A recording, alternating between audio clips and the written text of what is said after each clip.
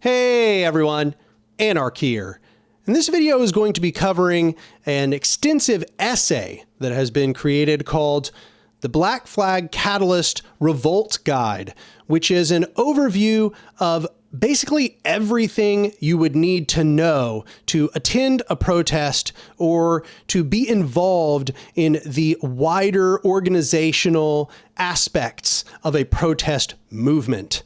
It was written towards the end of the George Floyd revolts, and I think it is especially pertinent right now as we are having this huge wave of anti-ICE protests. In fact, I suspect a lot of people are going to be attending protests for the first time here on the 14th, as it looks like there are a bunch of them that have been planned. So I thought this was a good opportunity to read over the Black Flag Catalyst Revolt Guide.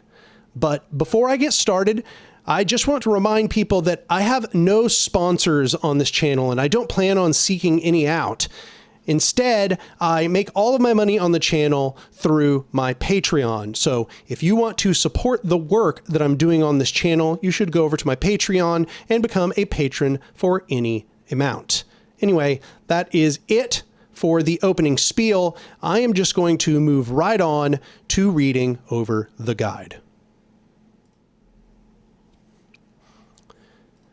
So here is the Black Flag Catalyst Revolt Guide, and you see we have a table of contents. There is a section on preparation and coordination, protest tactics, what to do in an active shooter situation. There's also a section on street medicine. However, I am going to skip over that as it kind of interrupts the flow of the guide overall, and I don't think that most people that are going to be involved in a protest situation are going to be fulfilling the role of the protest medic. However, there is a lot of enormously useful information in this section of the guide. And if you are interested in reading this section of the guide, you should click on the link below in the description and it will take you to the guide and you can read over the part called street medicine. There are also so many good... Sorry, the cat just knocked down my lighting. You silly goof, what are you doing? Anyway, Murray's going to be joining me for a while. But there is so much useful stuff in that part of the guide. So if you want to be a protest medic, then you should absolutely read over that portion. However, I'm going to be skipping it in today's reading. After that is Militant Tactics. That's where we'll be picking back up. Organizing Direct Action, Organizer Tactics, Mental Health, which we may also skip over, Protest Democracy, Autonomy and Revolt, and then an appendix of charters and codes of conduct that can be used to quickly start up all kinds of organizations that may be involved in a protest movement. So we'll get started here with the introduction. The following resource is intended to be a guide for those who wish to carry out concerted political action and includes tactics for both militant and pacifistic direct action, organizing, creating assemblies, and even some introductory aspects of being a street medic. The goal of this guide is to compile the knowledge from the various insurrections across the planet and turn them into a single resource, which can be given to anyone and to inform that person of their place in the broader schema. For this reason, we will include both peaceful and non-peaceful tactics within this guide. If we are to learn from the successful movements of the past, we can see that all successful pressure has been the collusion of the peaceful and non-peaceful aspects of the movement, such that the peaceful party can lobby the state to concede, saying to them, "Now see, wouldn't you rather deal with me than them? Sit down and make some concessions to those suffering people." Meanwhile, the non-peaceful protesters escalate the aggression of their actions, such as to put a clock on the state. Direct action should therefore not be seen as a chaotic byproduct to be avoided. It should instead be seen as a necessity to extract outcomes for the movement. Ultimately, if the demands of the protests are not met, revolution should be the threat. In this way, we are to transform the state to our whims, not vice versa. And if it does not concede, we will have built the bodies of prefiguration that will be prepared to replace it. Preparation and coordination. Firstly, before we get started, what should you bring to a protest? This will vary depending on what your role is, obviously, but there are a few things that will serve you well no matter what role you're filling. The items listed below are recommended for everyone if they are able to get access. What to wear. Nondescript, solid colors. Layered clothing that will cover identifying tattoos. Goggles and a mask. Emergency contacts written on skin. Tie your hair up, but not on top. Bundle tightly.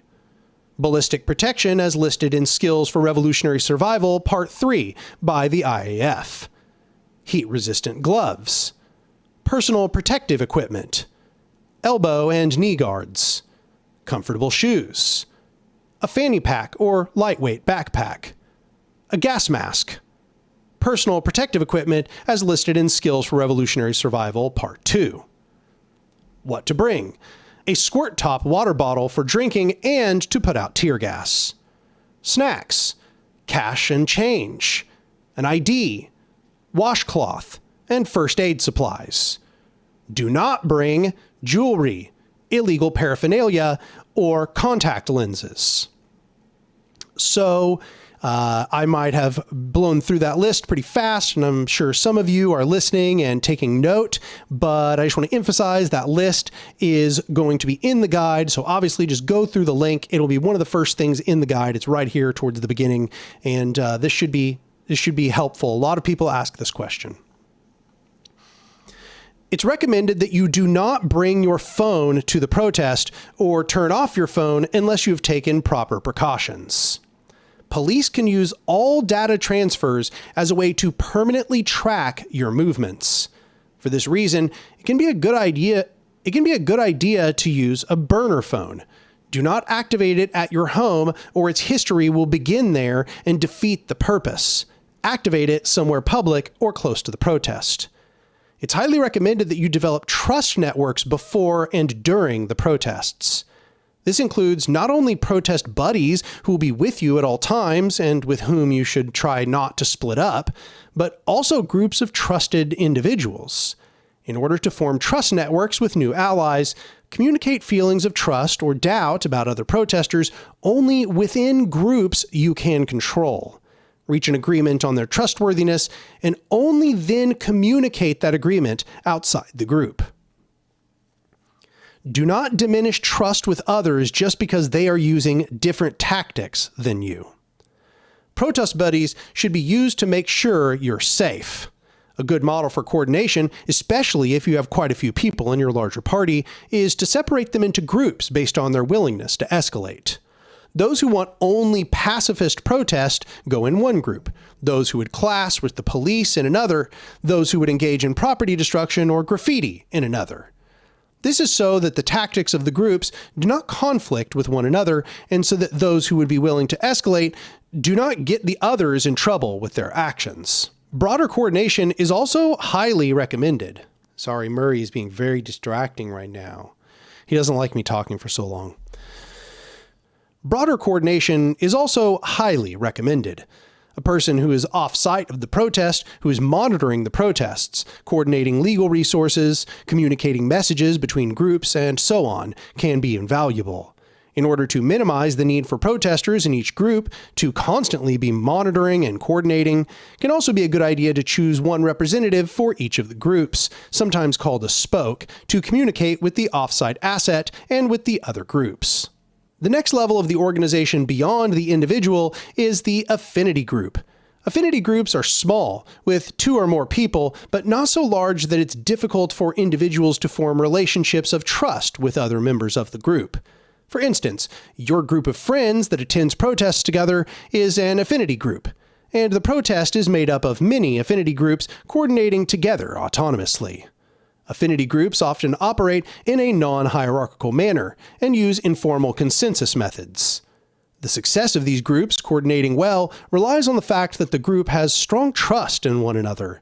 There is not necessarily a need to agree on ideological details to operate as an effective affinity group, but there must be a level of respect and shared accountability. Try to communicate safe areas and regrouping zones with protesters in your trust networks. This will allow, if your protest is split or diffused, for everyone you know to return to a particular area where you can all regroup and decide how to move forward. Be smart in choosing these areas. You want them to be close enough to the planned protest that they can be accessed by your allies, but not so close that they are likely to be consumed by the protest. And in a place that is just private enough that it serves as a means of escape and cover when fleeing from state enforcement. The next section is Protest Tactics. In the following section, we will lay out a variety of roles that are needed in successful protests, and explain several of them in considerable depth. Different people will be better and worse at different tasks, and more or less inclined to carry them out. And this is good. This diversity of tactics is what gives our movement strength. Below, you can see some of the names that the Hong Kong protesters gave to the typical roles that developed on the streets. We will cover several of these, although perhaps not with these names in the future versions of this guide. So here we have a diagram, and it's basically just like visually demonstrating a bunch of different types of roles that occur in a protest. And it says, there are many ways to participate in a protest and support each other. Each fighting our own way, we climb the mountain together. So some of these names are not necessarily what everybody calls them, but they're just the names that were given to these archetypes by the Hong Kong protesters. So, shield soldier, frontliners who use wood boards, swim boards, or signs to form a first line of defense. Peaceful protesters, protesters who don't want to fight but join hand in hand with frontliners, sometimes using their phones to film police aggression. Frontliners, protesters who use umbrellas to guard against projectiles and cameras, while keeping hands free for when help is needed. So this one, we don't really use umbrellas in the United States very much, but I'm sure that they could be useful in certain circumstances, just precisely as described. Then we have range soldier, protesters who throw water bottles, umbrellas, and trash to stop police from advancing. Flag bearers, they use signs or a phone to signal to protesters when police are advancing or attacking. So this is one that I actually don't see very much in American protests. Would probably be very useful for us, though, and it would help us avoid being kettled, for example. Fire mages. Once again, these are not the names we necessarily use for these in the United States, but fire mages, protesters who come prepared to set fire to barricades and throw flammable projectiles. Fire squads, protesters who use water and traffic cones to suppress and extinguish tear gas canisters. Light mages, protesters who use laser pointers to obstruct surveillance cameras, drones, and police visors. Medics, protest supporters who are able to treat injuries or have materials to treat tear gas exposure. And Cop Watch, protest supporters who use phones to record violent police and document police tactics and weaponry. Barricaders, protesters who build barricades out of found objects at strategic positions to block oncoming police and traffic that trails protesters. Online comms, online protesters who use social media apps like Signal and Telegram to report on police strategies and provide protesters with real-time strategic updates. And designers, protest supporters who make inspiring graphics, helpful infographics, or banners for protests. So pretty much all of these are seen in our protests here in the West, with maybe a couple of exceptions, but pretty much all of these would be valuable here in the United States as well.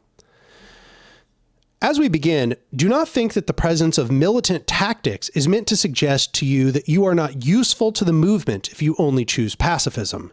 Mass pacifist tactics will always be useful and even necessary to a successful insurrection, and have always served as an integral means of popular pressure. Let us discuss some of the most important ways that civil disobedience plays a role in mass protest. One of the most important jobs of the civil disobedient is documenting the protests and the treatment of protesters by the state. However, in order for you to help more than harm, you must be careful not to document the faces or other identifiable traits of protesters. Not only does this allow police to document and identify who is at a protest and thus press charges at a later date, it also may serve as a means of doxing protesters' identities to white supremacists or other violent fascists. Thus, if you want to document the protests, please be aware of the importance of your safeguarding of the identities of everyone present. If you're going to film video, which will have protesters' faces in them, download apps that obscure them before posting pictures or video to social media. Quite the opposite of this tip in terms of filming is to film the agents of the state, whether police, military, or otherwise, as much as is conceivably possible. For the same reasons that we should not want our protesters' identities recorded, we should want the faces and actions of the state documented as much as is conceivably possible. This way, we will be able to pressure them and call them to task at a later date, as well as create outrage in the public. If you are not filming, once again, consider leaving your mobile phone at home or at least turn it off. There's now technology which can use your phone as a means to track you and the protest broadly. In this way, your decision to record can backfire if you are not properly prepared. Pacifistic protesters can also be very useful in amplifying the voices of others. This technique is often called the human megaphone, and it utilizes callbacks. So here they're describing something that was done a lot in Occupy. The first person will shout "mic check," and people will decide to amplify the message or not based on whether they shout back "mic check" in unison. There may be a few rounds of mic check going back and forth to make certain that everyone is in unison together. After this has been achieved, the person who originally mic checked will speak in short, easy-to-repeat statements. These are, our streets, move back, move back. The more protesters are present, the louder these mic checks can become. Another reason why pacifist protesters are helpful is because they provide numbers. Even those who might flee when the clashes begin, only to rejoin shortly after, are helpful. Having large numbers of people turns crowds into intimidating things, and requires a proportionate ability to suppress by the state. In this way, because it's more and more difficult for the state to dominate the protests, the larger they become, the very presence of human beings decreases the tendency that clashes should take place to begin with, turning the tables in favor of the masses as they choose to act. The usage of human bodies to blockade or otherwise control areas is a major part of what any protest is comprised of. For this reason, it's important that, when numbers are present, they have a good idea of how to act, how to place themselves where they are needed, and how their movement and presence affects the reactions by officers of the state. Ideally, for optimum ability to exert pressure, crowds should stay a little more than shoulder width apart. This can allow the crowd to act in a more even and concerted fashion on the front, and also allow some usage of diversive tactics. However, this can be a very stressful environment for protesters and will therefore often not take place. By default, protesters will have a tendency to spread out somewhat when space permits. This has the effect of controlling more space and therefore extending the size and presence of protests, but it can leave them very vulnerable to being split or suppressed easily by small numbers of police. So then it has a series of diagrams that are showing an overhead view of protesters and police in the streets, where the protesters are in green and the police are in red. The first one has the green blob in the streets, and in the middle it says leaders, and it says large protest. And it says, with a red arrow, police position themselves the fringe closest to the center of the group. Step 2, the police make a major push into or deceive the group to get into the center of the protest, and this splits the group up and decapitates the head of the organization, as a protest strength comes from its sheer coordinated mass. And so here it shows the green being split into pieces, and the red is now occupying positions to surround the green portions. And an arrow, red arrow, says smaller police groups stand where they want to prevent protesters and rioters from going and to control their flight from cops. 3, now the red in the middle has pushed all of the green portions away from the middle. There is also now the red portions that were setting up to surround the protesters have closed in, and they are beginning to arrest protesters at the fringes. So this is showing us what a kettle looks like. So this is what we call a kettle, and that is where the police surround a group of protesters and then they beat or arrest them. So that is what this is currently showing. Then part 4 now just shows the police chasing all of the chunks that they created off into different directions so that now they can hopefully disperse the protest. This usually doesn't work for sufficiently large protests, but this is what they try to do. So this is number 4, and it says, this process continues until the protest is in such disarray it disperses on its own accord, especially in smaller groups cut off from core organizers. Friends cut off from each other now try to meet up elsewhere, etc., etc. Smaller groups are more easy to control because police can see and catch the primary agitators in the group now that they can no longer hide in the crowd. So we have one further example, one further diagram, which looks like just kind of maybe a smaller version here, but it's basically the same thing. The police try to get into the center of the green mass. They push into the center, they split the mass into different directions, and then they try to kettle them or disperse them into smaller and smaller groups. So now back to the text. Be careful that the direction you're moving does not start the crowd down the wrong path. As best as possible, stay as one cohesive group and resist being split. Be aware of how your movements will send a message to other protesters. When the time comes that there are clashes with the police, if you're just behind the front lines, do not push your allies into police lines, but cushion them from being pushed back as they resist. Further, if they're hurt or they need to move back, be ready to recover them and fill the line. This is why only those who are ready to confront the state oppressors should be close to the front line. If you wish to stay peaceful, stay considerably back from the layers of people who stand face to face with the police. The state is not your ally. Never trust orders from police or military. Any agreement made with them should be treated as false until it is demonstrated otherwise. Never plan around any agreement made with the police except to give them room to demonstrate adherence. If police choose to defy agreements, ignore previous agreements immediately and return to previous tactics. There's a very good chance if you clash with the police that they will then use quote-unquote non-lethal techniques such as rubber bullets, pepper spray, tear gas, and pepper spray balls to suppress or defray the crowd. All of these techniques can be lethal in certain scenarios, and none should be taken lightly. You can withstand serious wounds from rubber bullets, even if they do not hit you in the head, where they can do life-threatening damage, including disfiguration and permanent blinding. There are ways, however, of staying safe.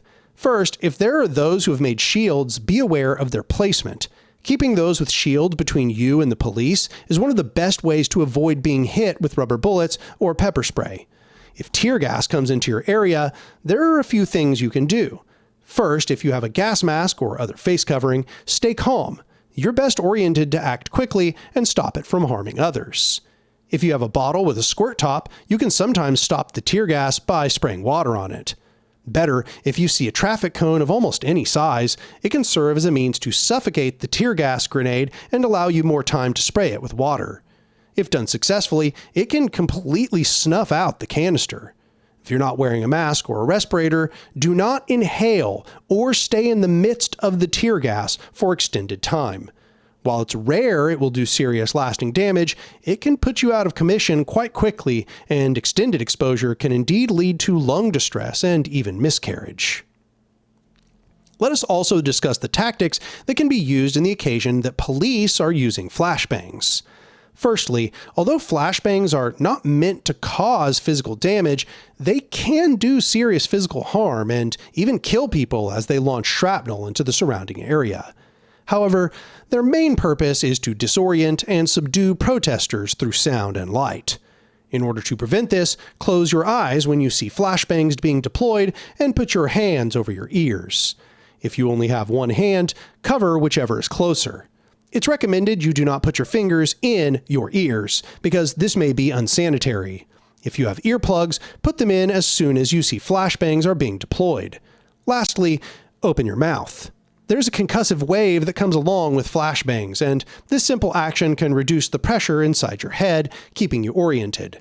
Lastly, crouch low and watch your balance. The combination of loud noises and bright light can easily knock you from your feet, and if you happen to fall, staying low will keep you safe. Sound devices such as LRAD have been used by police forces to disorient protesters. LRADs can cause permanent hearing damage and possible neurological damage. If one is being used on you, it's time to move. You can also be a great help as a legal observer and in staying safe to coordinate bail and legal resources for protesters. Documenting abuse while not putting it on social media can be very helpful for those trying to fight conviction. Further, giving people numbers for ACLU and NLG attorneys, as well as other organizations who will coordinate bail, could mean the difference between protesters spending large amounts of time in jail or having their freedom. Another aspect of being a civil disobedient is controlling the narrative. This can be one of the most challenging things to do when there are masses of people.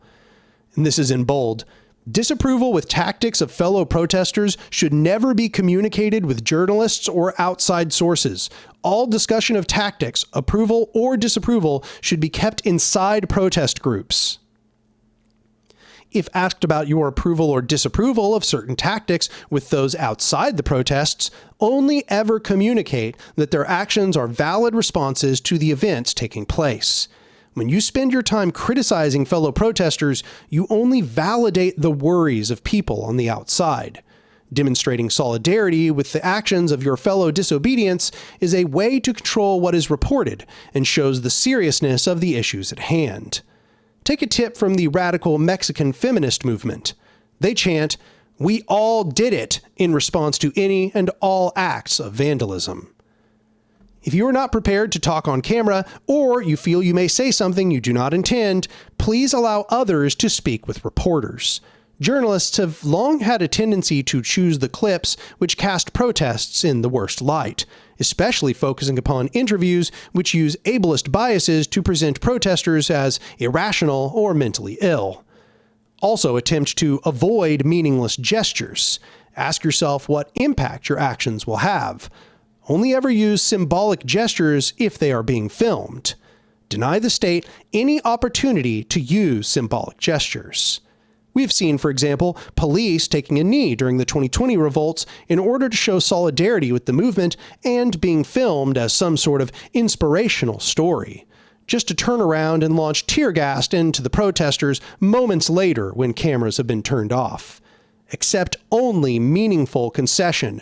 Diffuse any attempt they make to control the narrative. So then we are moving on here to a section called active shooters. I think that this one is probably good to know about, but if you'd like to skip through, feel free to go to the section which is called Militant Tactics. Active shooters. Unfortunately, the state's direct tools are not our only enemy. Because of the increase in fascist violence at protests, it has become necessary that we outline the way to respond to active shooter situations. The following is intended to prepare protesters for incidents of gun violence. First, the best shooting is one which never occurs, and it's always best to prevent a shooting from happening in the first place. During a shooting, as explained below, it's important to know your surroundings. When you head out to a protest, take note of what kind of area you're heading to. Know where the roads lead, areas which seem safe or secluded, the nearest and most direct route to a hospital, areas which result in large swaths of people, etc. If you know about active risks, you're less likely to be caught off guard by an active shooter. Below are a list of tips which may help you identify potential threats. Displaying fascist symbology on their clothes, hand symbols, flags, posters, or any other medium. Comprehensive lists of hate symbols are available online after a quick search. Association with people displaying fascist symbology. Speaking to or interacting with the police on friendly terms. Being associated with the so-called Boogaloo Boys or similar right-wing groups. Aggression when speaking to people, especially when speaking with marginalized peoples. Once you've identified a potential shooter, let as many people as you can know about their presence, without alerting that threat. Be sure to report the threat to the persons you believe are best capable to engage with that threat, be it a local militia, local organizers, etc. After this, try your best to keep an eye on them with others. Hopefully this or these persons will be able to disarm and remove the potential shooter from the area, as well as any associates of the shooter. If not, hopefully an organizer or a speaker will be able to alert the crowd of the presence of potential shooters or of what to do during a potential shooting. During an attack. If you lack the proper training to deal with a shooter, don't be a hero. Attempt to remain as calm as possible and be aware of your surroundings to the best of your ability. In addition, make plans for how you will respond to a shooter in areas you or the movement frequents, such as courthouses, justice centers, police departments, etc. And try and know where to go ahead of time. Above all, if you're a bystander, it is recommended you follow the run, hide, fight mantra we explained below. Run. If you can see a clear path to safety, take it. If you can see the shooter or have reliable information on where the shooter is, use that information to determine if you have a safe route to get far away from the scene of the shooting, and then take that route. Hide. If you cannot find any escape or do not know where the shooter is, find shelter. Stay away from windows, lock and barricade any doors you can get behind by piling up furniture. Try and keep solid walls between you and the shooter. Stay still and be quiet. Most shootings last no longer than 15 minutes. Don't move until then, or if it lasts longer than that, until the shooting is definitively over. Fight. In the worst case scenario that you are unable to run or hide, be prepared to fight with the intention of killing the shooter. If you aren't carrying lethal weapons, search around you for an improvised weapon. Look for heavy weapons you can swing around quickly, for example, a fire extinguisher. If you cannot improvise a weapon, aim for the face and eyes of the shooter with your fist and the shooter's stomach or genitalia with your knees. If you can disarm the shooter, grab the gun and fire upon the attacker. The shooter may have more than one gun, or there may be more shooters present. When the shooting stops, if you have the ability, you should administer medical aid to those who have been injured. In the interests of this and in combination with prolific police brutality, we have compiled a compressed guide to street medicine below. So as I said at the beginning, I'm going to skip this section, and if you want to read about it, feel free to open the guide on your own. So we move on to the section Militant Tactics. We now reach the section on how to place active pressure on the state.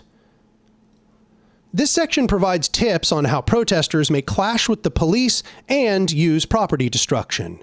It must be said, all escalation should be done carefully and should consider what message will be sent. Rule number 1 is, do not escalate further than state forces unless you are prepared for them to respond in kind. Said otherwise, only ever escalate to a level of violence you are prepared to receive. Further, note that many of the following tactics should be practiced with those in your trust network ahead of time. If you are aware you will be attending a protest where confrontation might arise, coordinate at least some rudimentary training with those who will be on the front lines with you. One of the simplest forms of non-peaceful resistance is to prevent police from moving through an area by force. If the police are armed with batons and riot shields, it can often be practical to stop them from taking an area, especially if you have protesters armed with shields and body protection. As has been said above, densely packed formations are ideal for these scenarios, but do not pack in too densely or there will be no room to maneuver or recover allies from the front lines. The ideal of this tactic is not to actively harm the police, but instead to prevent them from moving. It can be a very good way to use our superior numbers to distract the inferior numbers of the police with a stalemate while the protest proceeds elsewhere or takes up room that the police cannot control. Another way, short of clashing with the police, of preventing them from doing their job, is the use of high-powered lasers. These are used to blind officers by obscuring their vision. Lasers will make it very challenging for officers to look in the direction you're shining them, disorienting them, and possibly even causing permanent damage if they do not look away. Many lasers can overload the sensors of simple drones and force them to land. They can also be used from a very long distance, meaning that the police will have a very challenging time stopping you from using them. The more people with these lasers, the better, because then the police will be unable to root out all of the users. Other light devices, such as a high-powered flashlight, can be used to disorient, but are more difficult to conceal the source. paint can be useful in a similar way in order to obscure the visors of the riot police. Here we have pictures of the riot police covered in paint, and it looks like it would be impossible to see out of these visors. It's recommended that one only rely on spray paint if they plan on being on the front lines. Otherwise, if protesters are engaging with the police at a distance, they should use small buckets or filled balloons as seen above. This paint is also more likely to adhere and form a consistent layer over the visor or riot shield, which will prevent the riot police from seeing, forcing them to raise their visor or lower their shield and thus place themselves at risk. If you plan on confronting police in a militant manner, it's recommended you only ever do so if you have training, if their numbers are far inferior, and if they are not well armed. It's also recommended that anyone on front lines armor themselves as much as possible. Even bicycle or paintball gear can be enough to keep you safe, and those from LARPing communities often know how to build cheap and very resilient gear, including makeshift riot shields. Do not be afraid to reach out to people who know how to make this gear ahead of time, even if you plan on being safe, as you may not get to choose where you are in the crowd. Another aspect of engaging in a non-peaceful manner is being fearless in de-arresting allies when officers have gotten a hold of them. If officers are trying to pull a protester from the crowd, grab hold of the protester and then have others grab a hold of you and pull them back. The only means an officer has of punishing protesters aside from violence is to physically remove them. Disallowing fellow protesters from being removed from the crowd is the same as freeing someone from jail, paying their bail, and expunging all their charges.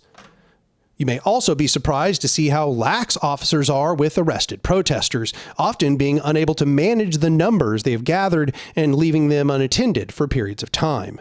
If you find protesters who have been zip-tied, you can place a thin object between the track and the band, and this will often allow you to loosen the ties and free arrestees.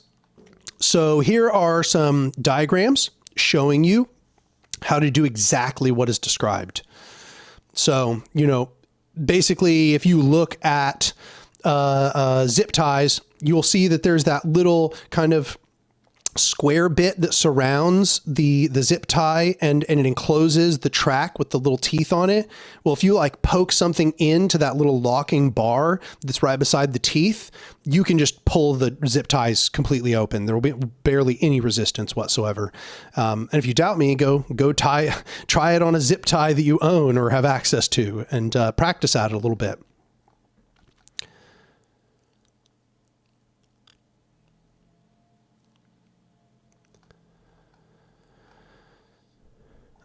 Another aspect here is how you can slip out of zip ties, and that is that when you present your wrists to the police, you should present them side by side, and you should spread them out from one another, and you should clench your fists to make your wrists wider. Then after that, you can unclench your fists, and you might have enough room to slip your hands out. If you are arrested with zip ties or cuffs, when they are wrapping them around your wrists, flex your wrists. Officers will clamp down very tightly when they affix them, making it uncomfortable and disallowing you from wriggling out. However, if you flex your wrists, you expand the size of your wrists, allowing you to unflex afterwards and thus possibly get your wrists free. Another approach to clashing with the police is to keep distance and use projectiles such as bricks, bottles, and so on. This has very small chance of doing permanent physical damage to officers, especially if they are in riot gear, but it does have the effect of defraying, confusing, and often forcing retreat. During the recent unrest, fireworks have been used as well. The greater the number of projectiles used, the greater the chance that the police will cease the clash until they can escalate to the usage of quote-unquote non-lethal munitions. One common police tactic is the kettle, or the process of surrounding protesters on all sides to engage in mass arrests. Make sure you always have a way out. If the police have engaged in unnecessary brutality, the community may begin to riot. Keep in mind that riots are never planned. riots have always been a reaction to police brutality against largely non-violent actions and are generally instigated by the material conditions of an oppressive state and failing economic systems. If someone is planning a riot in your area, it is at worst police entrapment and at best an inexperienced and angry activist. If you find yourself in a riot, you need to be prepared beforehand to ensure your safety.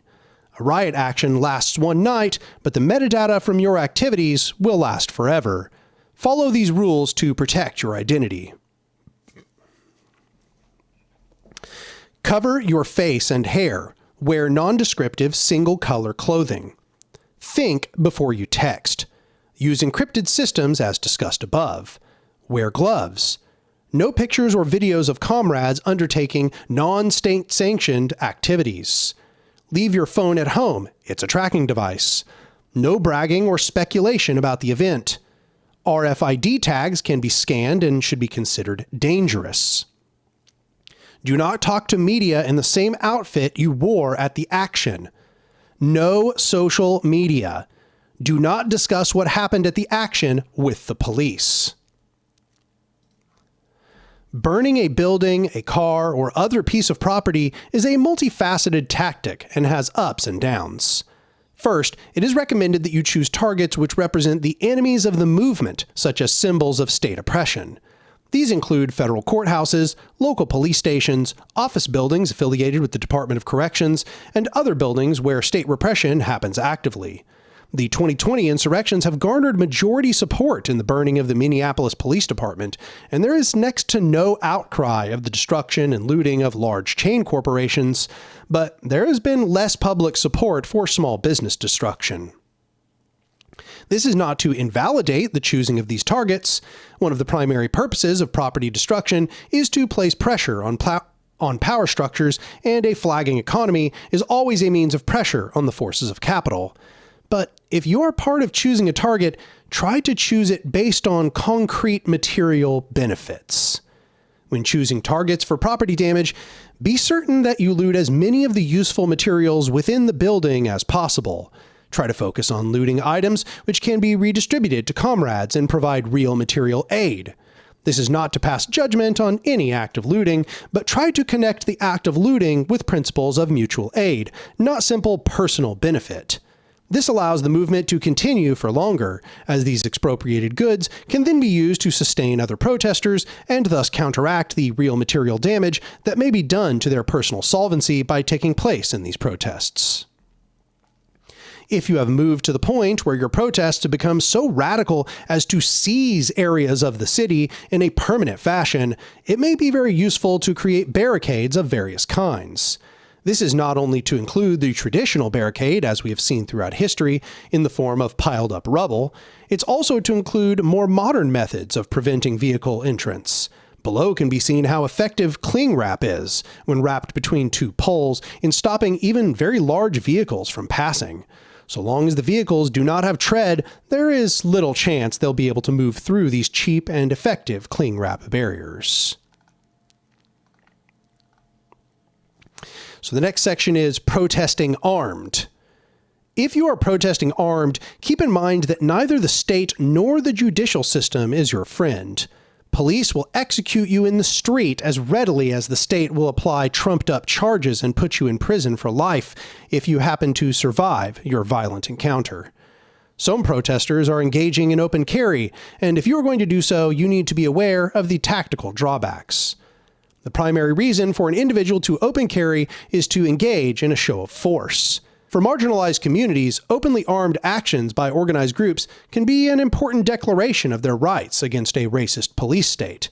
However, there is no scenario in a standard protest, a march, a demonstration, or otherwise where engaging in open carry with an assault rifle, plates and body armor, and other tactical gear will provide you with a tactical advantage.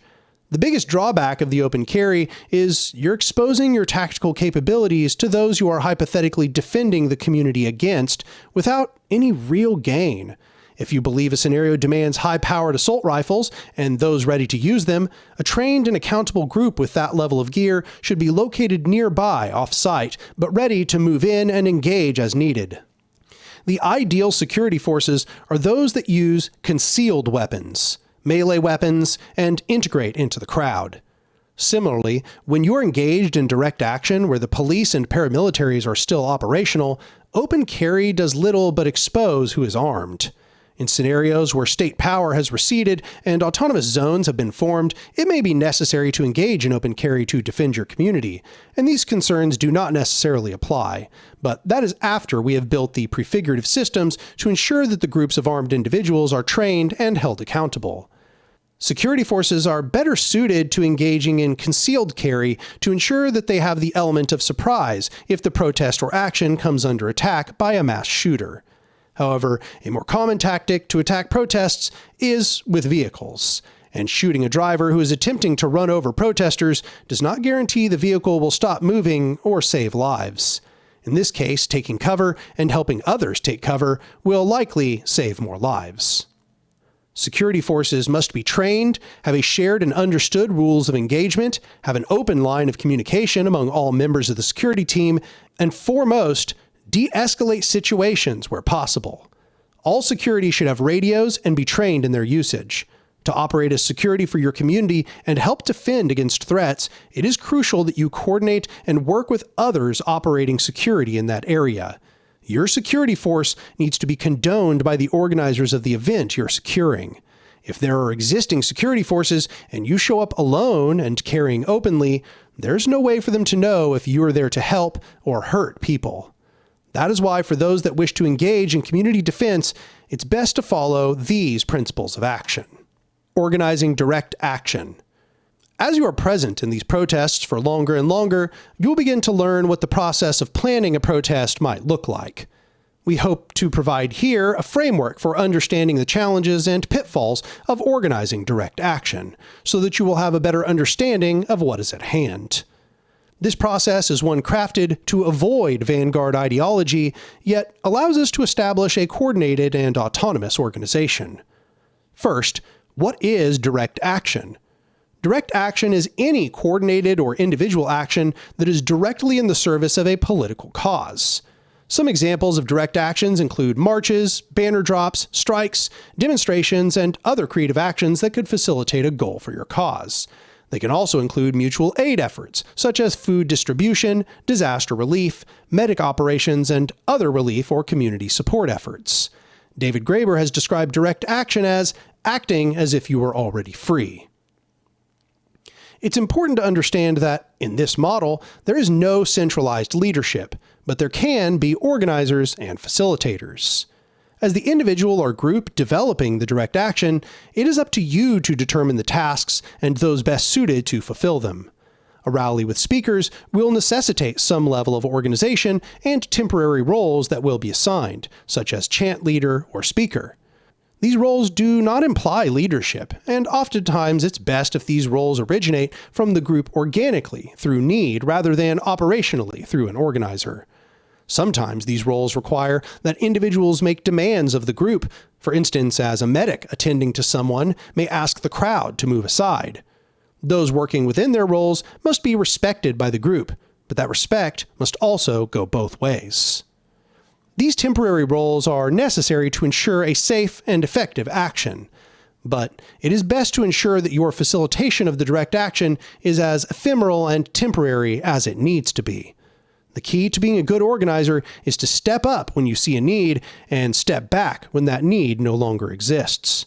Don't create another organization that revolves around you. Help build the movement for everyone. The key to a good direct action is ultimately in its effectiveness to directly or indirectly achieve the goal that you want to achieve. Not every action must be in service to the revolution for you to be a good revolutionary. Sometimes you just need to improve your municipal trash services. The effectiveness of a direct action may not always be evident, and not every direct action will be entirely effective. There will be defeats and there will be victories. To ensure that you do not get burnt out, you must temper your expectations. It's rare to achieve victory after a single action for your cause, but you can achieve victory after repeated work, and many actions will have transformative power in the world that is not completely evident. Before you begin actively planning actions, you should understand what the various forms of actions entail. There are 4 different types of environments revolutionaries will find themselves organizing, and it is good to recognize the type of environment you are in and act accordingly. So I'm not sure I exactly agree with the usage of direct action in that section, but we'll just move on. The first category here, the long campaign. Whether successful or failed, your campaign is a long-term series of direct actions designed to achieve a singular goal. There may not be a significant knowledge or presence about your issues outside the community it affects, but you can change that with effective and disruptive actions. For instance, the No DAPL protest was a series of actions lasting nearly a year with the goal of preventing industrial development at odds with ecological systems and native treaty rights. Municipal and state petitions have been used for criminal justice reform, legalization of cannabis, could equally be applied to abolishing the police or other future objectives. Cooperatives, salting strikes, and other labor actions require long campaigns.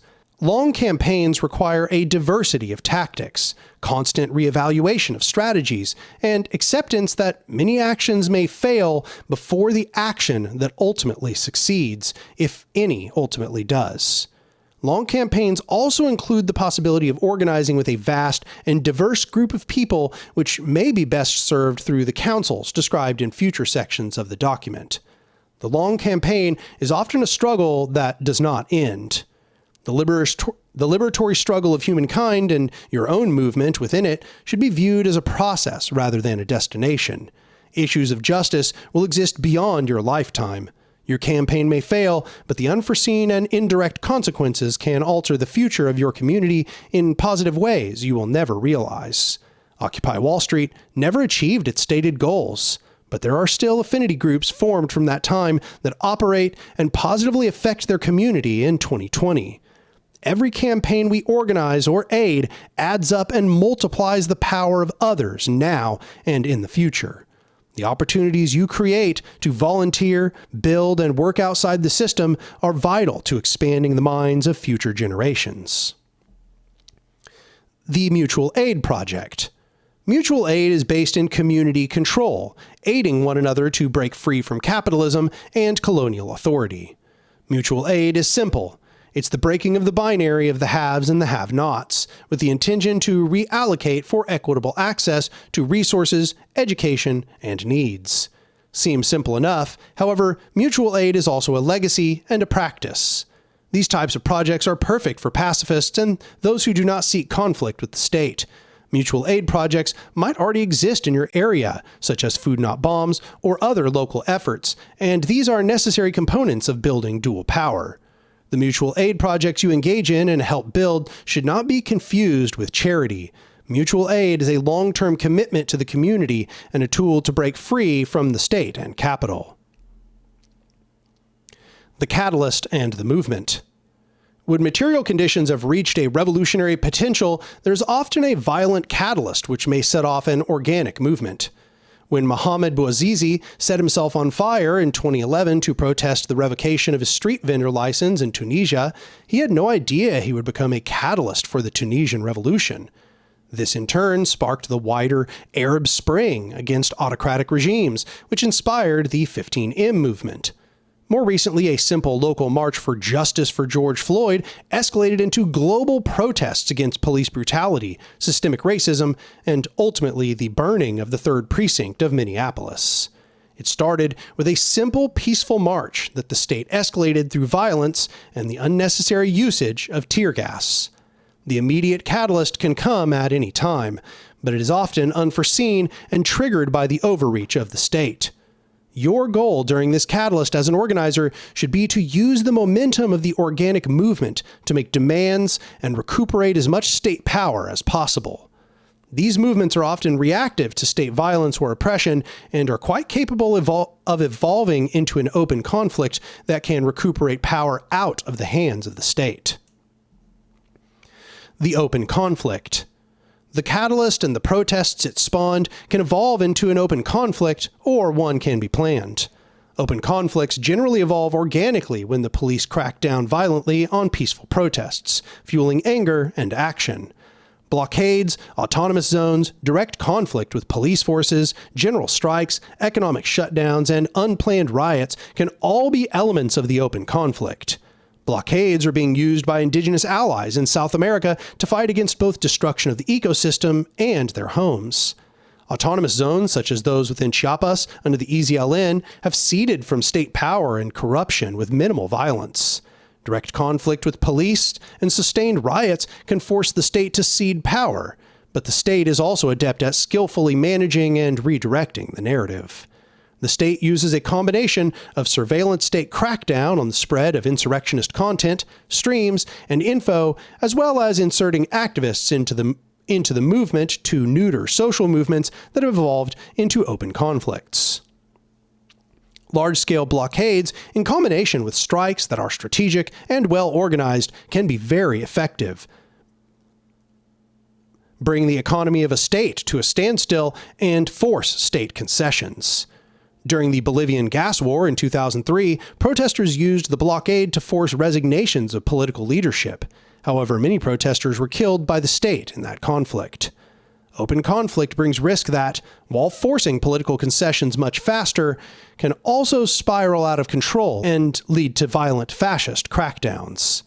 Ultimately, a strategically planned insurrectionist direct action that evolves into an open conflict has a higher rate of success than open conflicts spawned organically from a catalyst. Before the action, identify a goal or have demands written down. Seek consensus and input from your community and try to find a diverse set of voices to go into the demands that you have. If the goal has already been established by the situation at hand, i.e. justice for someone who has been murdered by the police, it may not be obvious what the problem is, but the demand may also not be so obvious. This is where organizing committees, democratic councils, and other sorts of mechanisms to make cooperative decisions can come into play and help determine the ideal goal or demand for your action.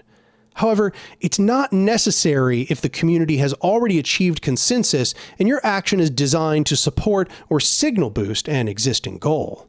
If you are organizing in an existing movement or with other groups, it's best to follow the St. Paul principles to facilitate work alongside different groups who are also engaging in positive work for the community.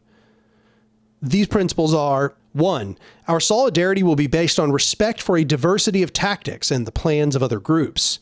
2. The actions and tactics used will be organized to maintain a separation of time or space. 3. Any debates or criticisms will stay internal to the movement. 4. Don't work with or talk to the police. Have an understanding of how your action can bring victory every step of the way. There's nothing worse for a movement than direct actions that have no goal and serve no purpose. These types of actions will eventually grind down interest for people and lead to movements being suffocated. Your actions should be in service of the goal or supporting those who are acting to achieve that goal. So now we're on to a section called Dead Rituals. In most industrialized nations, the governments have learned to diffuse and ignore a variety of tactics which have a long and storied history on the left. For this reason, there are many dead rituals that are no longer considered effective yet are still used regularly. This list is not all-inclusive. There may be times where one of these tactics is uniquely effective within the conditions. But be careful of getting sucked into these dead rituals, as it will often amount to a repeated engagement with ineffective and exhausting actions. The first is public meetings and rallies. The only time when there are large turnouts extending beyond the usual participants at public meetings and rallies is in times of crisis. Paper selling. Newspapers were at one time a novel way to smuggle information to workers in autocratic states, but are now ineffective. Your time is better spent making memes. Petitions. Petitions that are not legally binding are basically just tools to harvest people's identity that serve no purpose, even when actually presented to the state. At best, the petitions will be tossed out, and at worst, your names go on a list. Street stalls and leafleting public areas or crowds. Running stalls can be a good way of engaging with the public at large. It enables a few people in a limited amount of time to reach out to large numbers of other people. However, such activity can easily become unreflective and ritualized. Pickets. There are occasions when pickets can be effective, both in terms of influencing the people in a location and those passing by. This is generally in combination with a strike. Pickets that are not disruptive or designed to bring about quote-unquote awareness will not be effective. Lobbying legislatures or parliaments.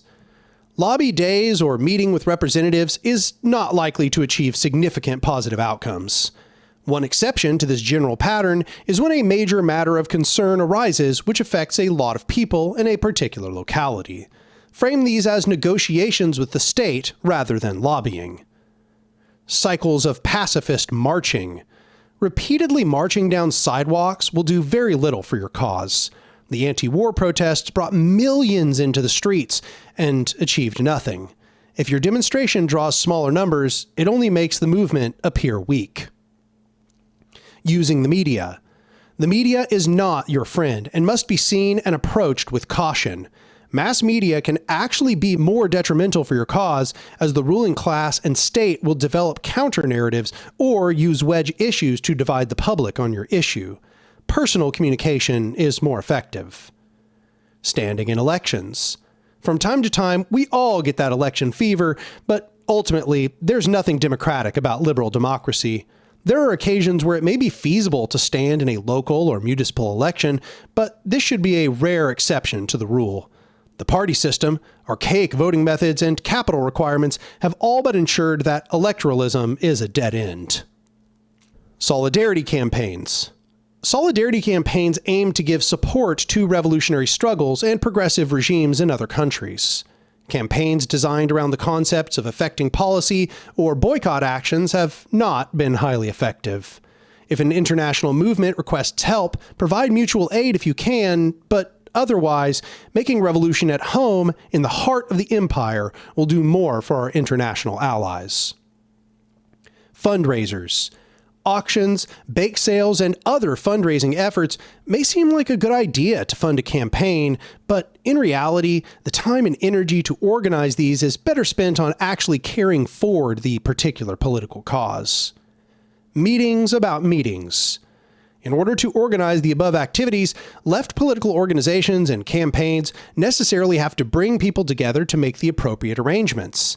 However, what is ostensibly meant to be a means to an end very often becomes an end in itself. Make sure you aren't spending more time in meetings planning the actions you're supposed to be organizing than you are acting. Some of these may come as a surprise to you. If you find yourself engaging in the same action over and over, it's time to step back and reflect. Engaging in dead rituals will suffocate your movement. By contrast, the following are still proving useful. These methods have the capacity to actually oppose the state and capitalism. So I would add some nuance to some of these here. I think, I agree mostly with this here. I think that, it's already offered some nuance that it's not that these are ineffective by nature, but that the attachment to these and the repetition of these can be very ineffective. So this is what they say, by contrast, is useful. Invisible Molotovs. These are actions that we have seen some success in putting pressure on the state and capital and can force concessions by the state or cause state power and support to erode. To help accelerate the process of eroding state power, you may be interested in organizing one of these actions. Organize affinity groups. Get your radical friends together and form a shared protocol for action as described in this document. Support each other in times of crisis and share in times of plenty. Organize direct action together and encourage the development of other affinity groups in your community. Graffiti and wheat pasting. Posting political flyers is a challenge to the state and ruling class and can be a good start to give people the confidence to break the rules. Use stencils and better designed posters, which have more visual impact. Sit-ins and sit-downs. The sit-down tactic has been used on many occasions, usually on a small scale. Such action is often spontaneous rather than planned in advance and is a response to some immediate opposition, especially by the police. It has become something of a ritual, and quite often a protest march includes a period in which the participants sit down or stand around on the road for a short period. Often there is no particular point in taking such action, and by unnecessarily holding up traffic, it can alienate some potential supporters of the cause being put forward. However, they can have uses if the action has a specific target and purpose. Yeah, I think this one has aged not so great. I think that maybe there were good historic examples of this one, but I'd probably put this mostly in the dead rituals section these days. Self-defense and survival training. Most people of progressive and revolutionary inclinations do not like violence and try to avoid it. This is a positive sentiment, but many leftists, other than those of pacifist views, recognize that there are occasions when violent conflicts with opponents are unavoidable. It's wise to prepare ourselves and your revolutionary allies with self-defense techniques. Withholding tax, labor, or fares. If possible, withholding tax from the state and labor from capital can have a serious effect, especially at scale, with many people taking part in the action. Unfortunately, for many wage workers, withholding taxes or labor is not possible. Mass fare evasion in places with viable public transportation can also be effective. For instance, the student left Evade y Lucha revolt, which evolved into general unrest in Chile in 2019. Yeah, I think I agree with this one for the most part, except probably withholding taxes isn't going to do anything. Economic blockades and port strikes. Economic blockades, strikes by port workers shutting down the flow of goods, and other methods of shutting down economic avenues using sit-ins or other tactics can be highly effective, especially if these actions can be sustained. A physical road blockade can be. Any road or highway blockade is best served by having ally vehicles or some other large equipment as shields to protect the participants. Yeah, here I would agree with this wholeheartedly, but I don't know if sit-ins are going to be a very useful part of this. Labor strikes and horizontal unions. Whether a wildcat strike or a general strike, more people are making demands through labor power. If you have leverage in the labor pool or you work in a field with limited labor supply, you have more labor power than ever, and it is time to use it. Salting your workplace and organizing a strike is beyond the scope of this document, but the best place to get started today is to join your local IWW and get trained in organizing a union and begin salting your workplace. Tactical occupations. Tactical occupations with a specific goal and that generally are not expected to last indefinitely can be highly effective. The longer the occupation needs to be to fulfill the goal, the more likely it is to be violently attacked by the police. Occupations can also give agitators an easy target, so the more people involved, the more unwieldy they can become. In practice, smaller, more tactical and focused occupations have had greater success.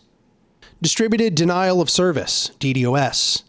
Using phones, emails, letters, in person and through more in-office visits, enough people can shut down any government or corporate public service by simply clogging up the lines of communication. On a website, this is known as the DDoS, but the same method works for all communication mediums. For voice, this is known as a phone zap and has been used to great effect to put pressure on the state. This action can only become more effective as more people join in and the longer you can sustain it. This method is designed to shut down public systems, but there is another similar action with a personal touch. Harassment. Life should be made uncomfortable for politicians and business leaders. They could be bombarded with phone calls and emails. Their offices and homes should be picketed as appropriate. They could be targeted at company annual meetings and on public occasions. Every opportunity should be seized to turn them into pariahs. These people get away with a lot because they rely upon the norms of politeness and decent treatment of each other, which generally prevail in civil society, to avoid being reproached. But they are not decent and thus should not be treated decently. Sabotage. This has happened in the course of industrial disputes when workers have disabled production equipment by removing some vital and not easily replaceable part. The targets for sabotage should be carefully chosen. There have been some instances of damage to public buildings and monuments which have had a negative impact on people. Sabotage can be effective both in terms of actually obstructing and damaging the enemy and in its public impact. This is not exhaustive, nor is it an absolute dictate of any sort. To succeed, you must innovate and do what you feel works best in your community based on what you have read and experienced. Marches and protests can bring awareness to the public about your demands, but can also be highly ineffective. Occupations and blockades can pressure governments, but can also come with huge costs. The key is to always consider your actions and the environment you're working in and rely on the experience of others as well as your best judgment.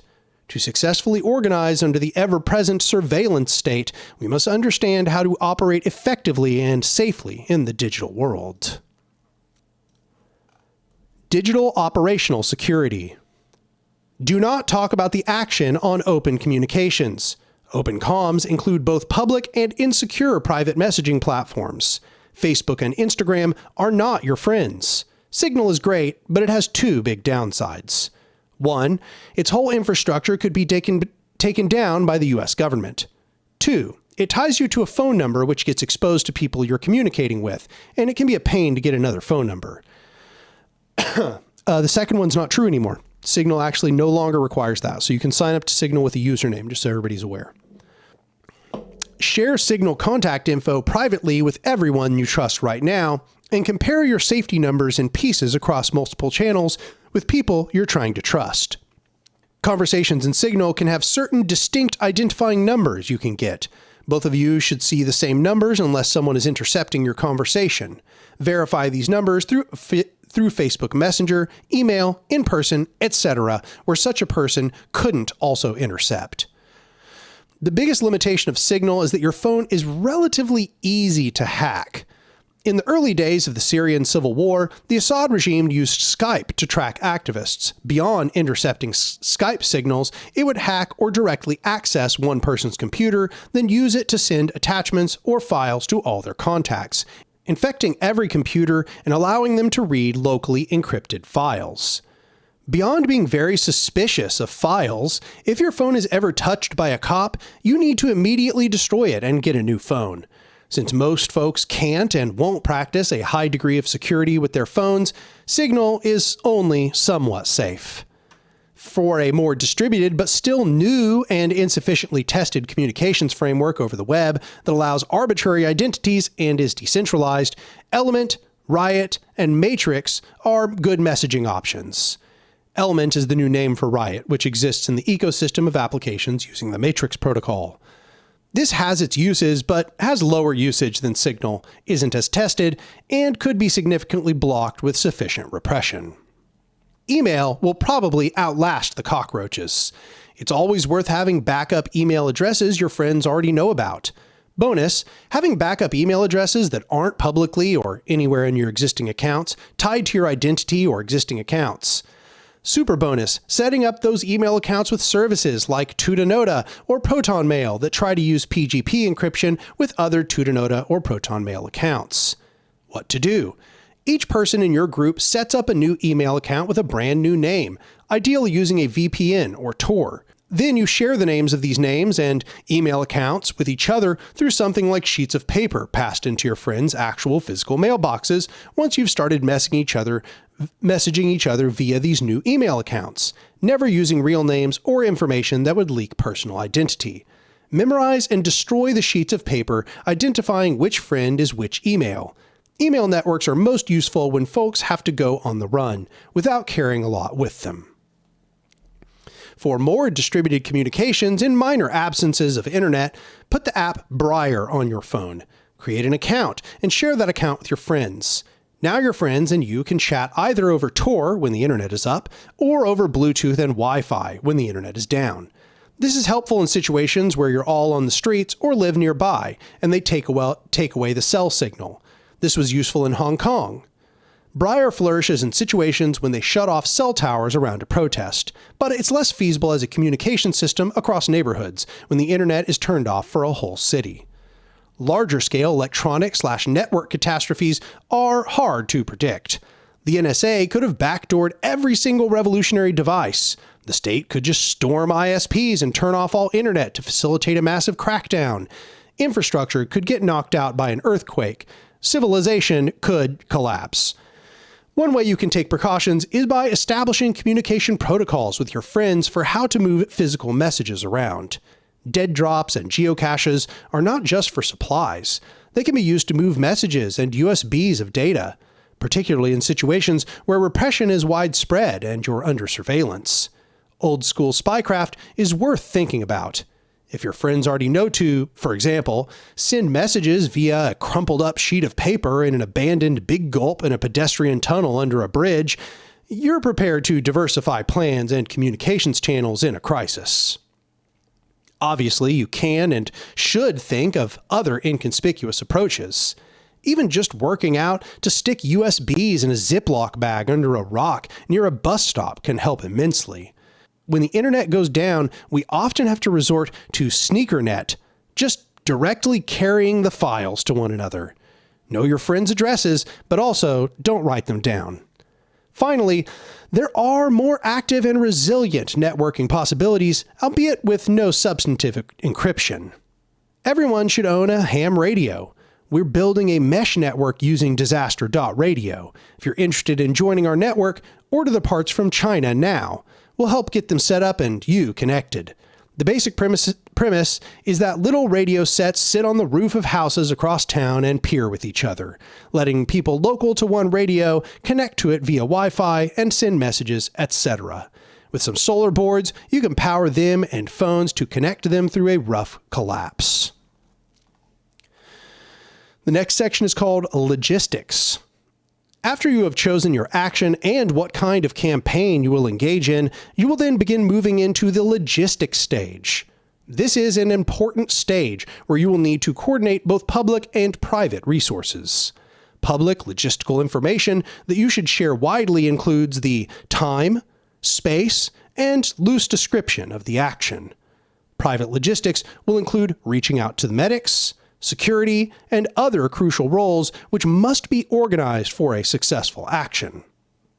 However, the information conveyed in private circles should be kept secure among organizers. If there are parts of the action that you do not wish to make public for security or legal reasons, ensure that the fewest number of people are made aware of these plans and that those plans are communicated through secure communications. Food, water, dealing with cold or hot temperatures, and other environmental issues associated with direct actions are often an important part of logistics and planning. Plan according to the temperature and weather. If it is hot, ensure there are sufficient cooling stations available, ice coolers, and other gear to deal with heat. Survival skills come in handy in these situations, and as an organizer, either you or another trusted member of your affinity group. A bail fund may be needed, and if large funds are required, it's often best to do this through an existing nonprofit or other legal incorporated entity. The nonprofit industrial complex is filled with problems, but these organizations are important mechanisms to raise funds for important activities such as jail support. Without a legal entity and a board to oversee those funds, it's possible that an individual can be corrupted and steal those funds. While we never wish it to happen, it has happened before, and this is an important mechanism to prevent fraud while we are still trapped under the auspices of capitalism. A good direct action will have individuals in dedicated medical and security roles. Security should be responsible for de-escalating conflict during the action. Your direct actions should have a defined beginning, middle, and end. You should establish a few alternate plans in case something goes wrong. For instance, if you are planning a loud and disruptive counter-demonstration, but you find yourself outnumbered, you may alter your tactics towards something less confrontational, such as a silent protest. Another aspect of a successful protest is scouting the location you will use. The further in advance you scout ahead, the better. Sometimes it's best to scout a position multiple times. Once, long before, for logistical purposes, and even in the hours before the direct action.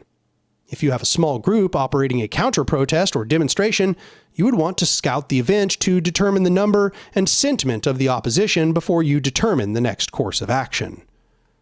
A good scout depends on some urban exploration and social engineering skills that are beyond the scope of this guide. However, there's plenty of information online along these lines. It's good to have a scout team or use the buddy system rather than scouting alone. In addition, a good cover story for your presence at the location is wise to have aligned beforehand with members of the scout group. To scout, you will need a cell phone with proper OPSEC protocols in place, maybe a sketchbook or notebook for basic notes, comfortable, appropriate clothes and some money, and whatever other tools may be appropriate. Practice makes perfect. When scouting a location, the following questions are the ones that should be on your mind.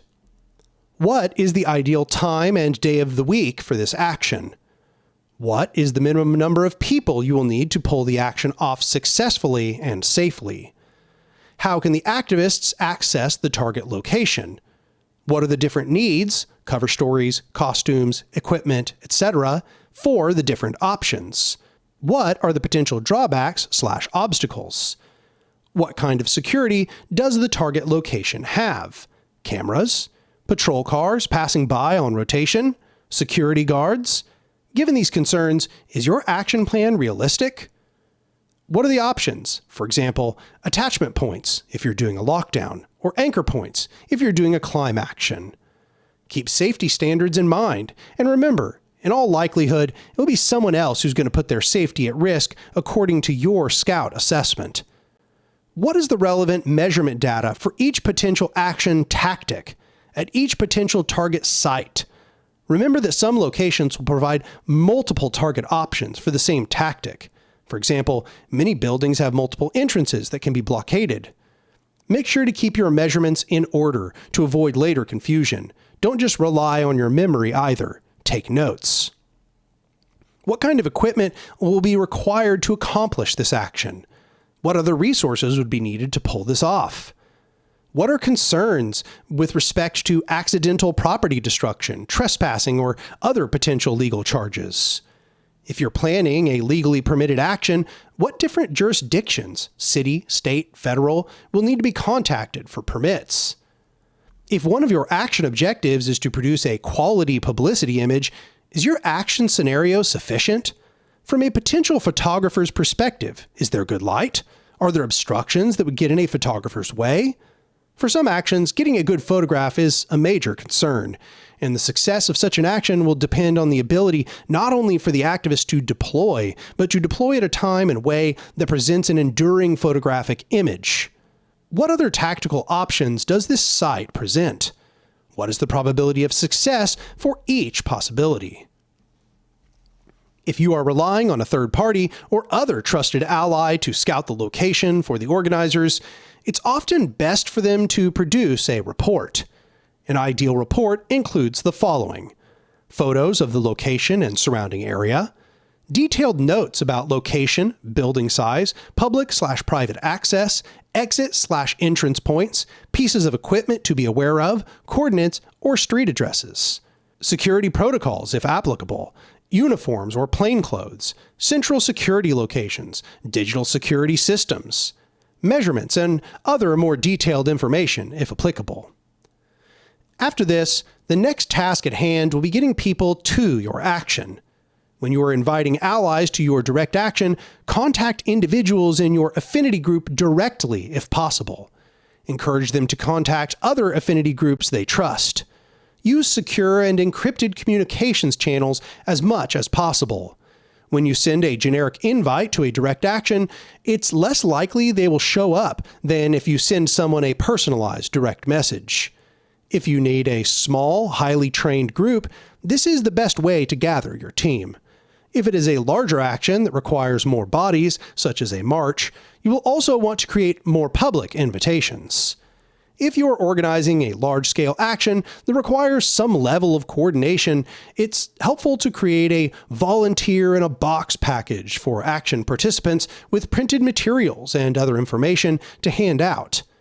These packets, in addition to a short training session, either on video or in person, serve to ensure that your group remains both decentralized yet coordinated. Creating a persuasive, eye-catching flyer can be very helpful when organizing a large public event. This flyer should include the time, date, and some loose description of the action and its motivation. Post the flyer in neighborhoods, on public utilities, on trees, on social media networks, and everywhere that you can. Ask your affinity group members to do the same. If you or your organization are sending a press release to the media outlets in your area, this can increase the presence of counter-demonstrators just as easily as it can bring more support. It's a tactic that must be used with great care, as the media can often lie and craft narratives that are counter to your cause.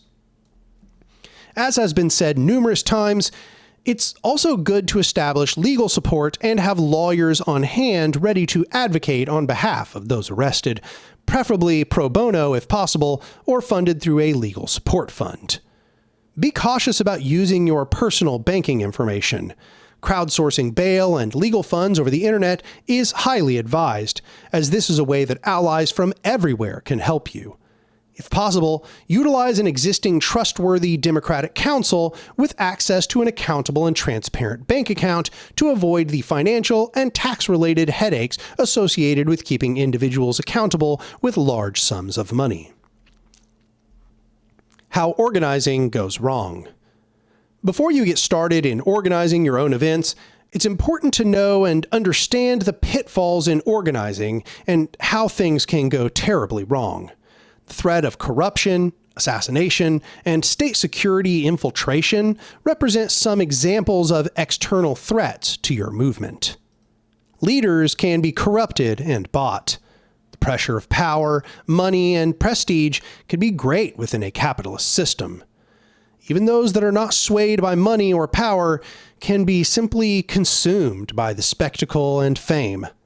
The flavors of corruption are many, but the outcome is always a broken and shattered movement, or worse, a zombified movement that no longer serves its original aims, but only seeks to empower the status quo as its leaders have found comfortable and paid positions.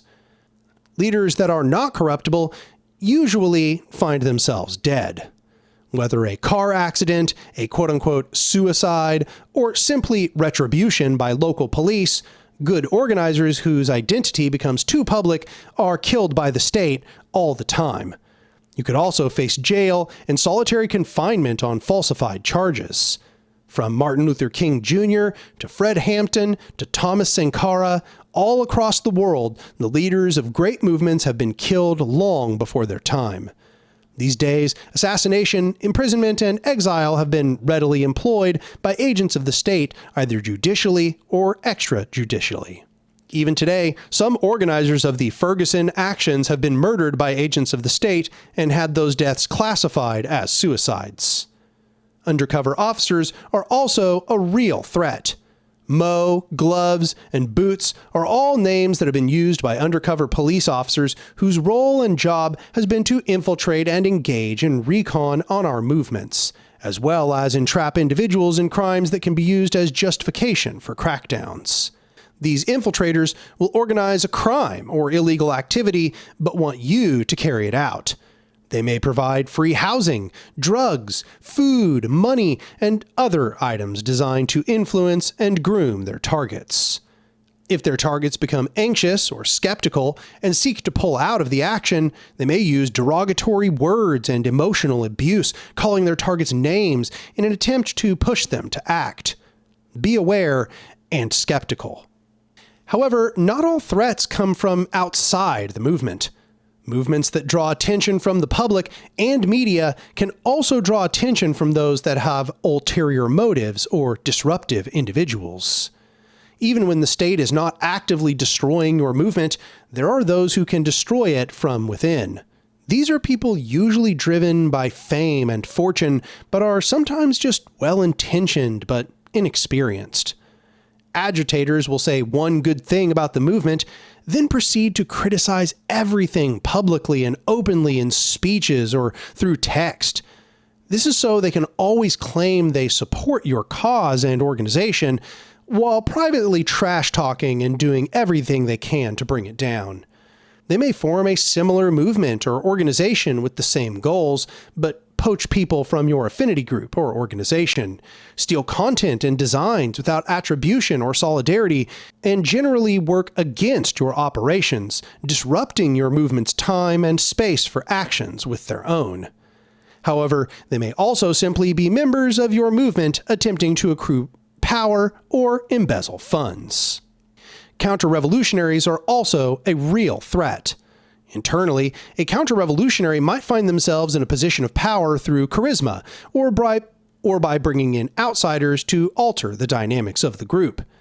To maintain this position of power, they will use emotional manipulation and lies within their leadership role. If anyone opposes them, they will use these tactics to undermine them and gaslight them and others in order to maintain their power.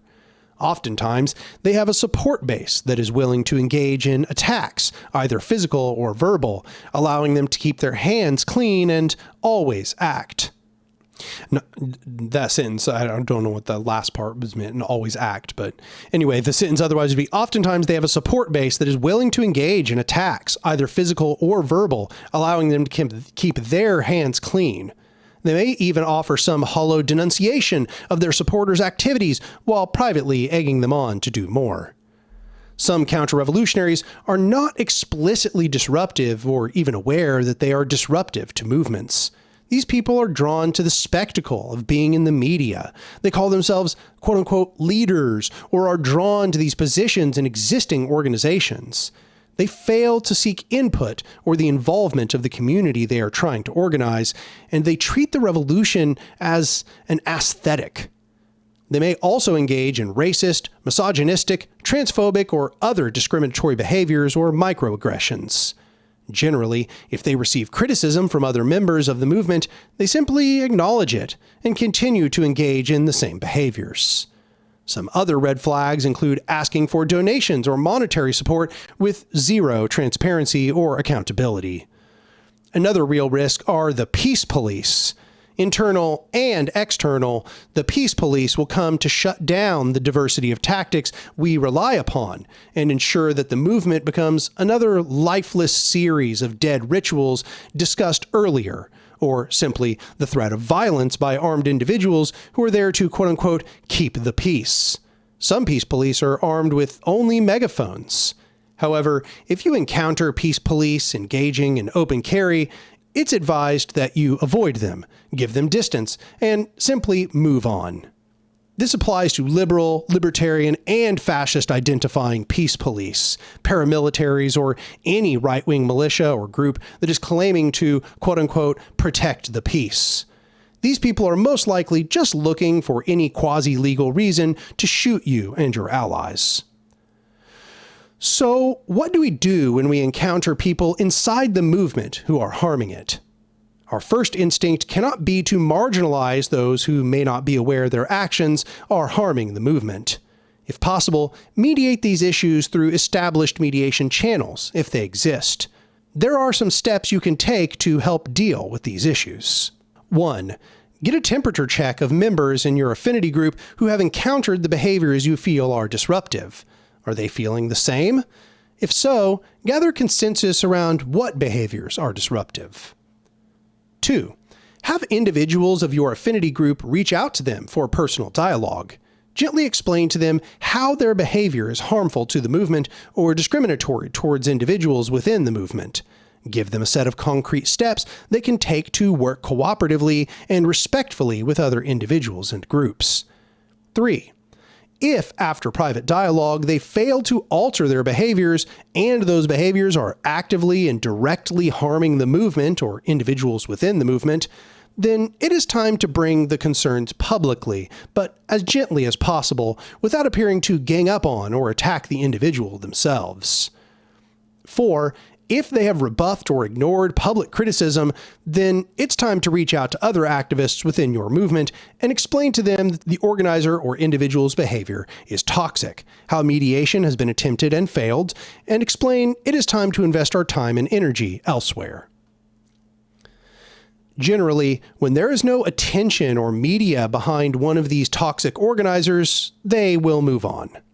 In the case that the problem does not resolve itself in one way or another, accrue evidence of the actions and behaviors that are harmful and prepare an explanation or response when presented with the existence of the counter-revolutionary group to educate newcomers to the movement.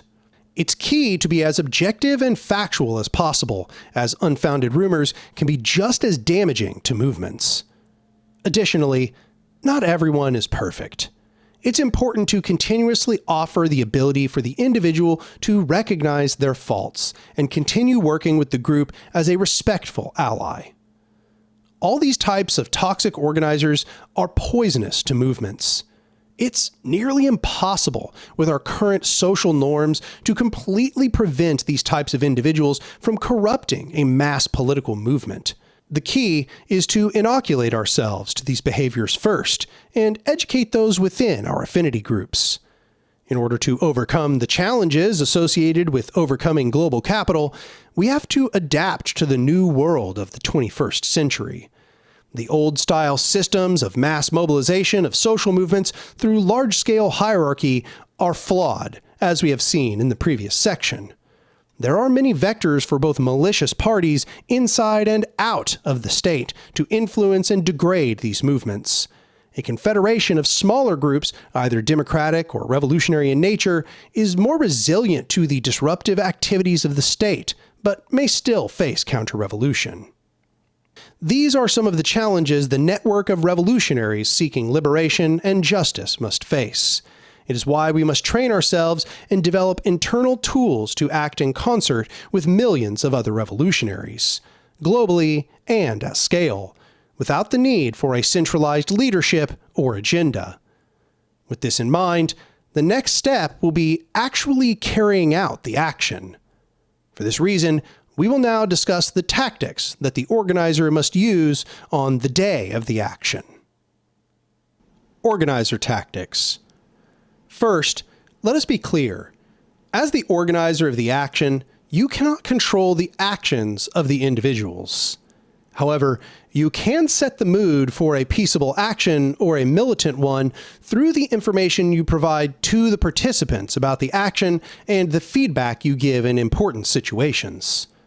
For this reason, it is important to have a basic idea of the tactics required at each level of the action, providing those participating with what they can do as individuals, as an affinity group, and what the entire action hopes to accomplish is wise, as this broader tactical overview will give them a better idea of how they fit into the action and what to do during the action. But do not delude yourself that you are the commander of the protest. Before the action, if you are going to engage in militant nonviolence, like an occupation, ensure that all individuals participating in the action are aware of the nature of the militant nonviolence and any possible repercussions. Ensure that you follow the most effective security protocols as you can for your group, and have a strong culture of operational security. Only communicate the details of the action to those that need to know those details. Once the action is underway, more detailed descriptions of the action, route, or other sensitive information can be provided to participants. Day of operational security. Ensuring you and those who attend actions you organize are secure, safe, and are not arrested when it is not planned is vital not only to your well-being, but your capability to continue organizing and acting.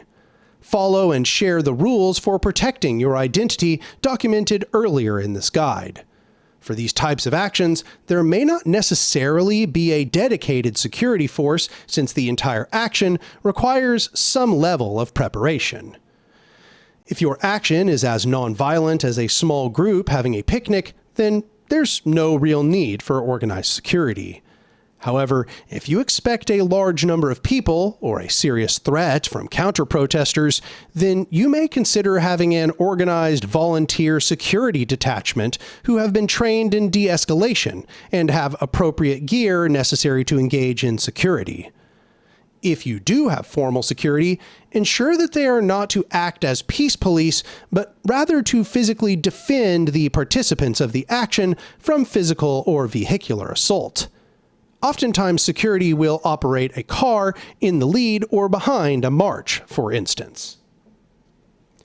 It's important to know your rights as a citizen of the state you are currently in and use these to your advantage as much as possible, whether during the action, when engaging with the police, or after the action, when dealing with the consequences of being arrested and/or charged with crimes. If your action is legally protected, knowing the specific local or federal statutes is helpful if you have to liaise with the local state security forces as an organizer of the event. New kitty Lorenzo is trying to play with the mic. You silly baby.